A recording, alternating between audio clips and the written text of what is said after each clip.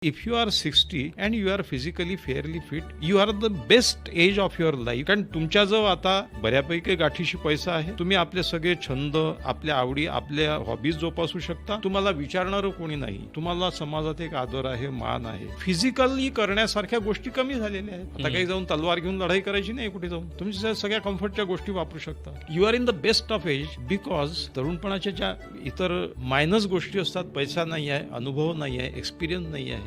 People will not take you seriously if you don't earn money. मी समाजसेवक म्हणून cycle घेऊन बाहेर पडलो असतो 20व्या वर्षी, तर कोणी मला अरे इसको कुछ नहीं जमा बोल के ये कर रहा है सब. मी 60व्या वर्षी 1 कोटी 5 कोटीचा मालक झालो आणि मग सायकल घेऊन बाहेर पडलो.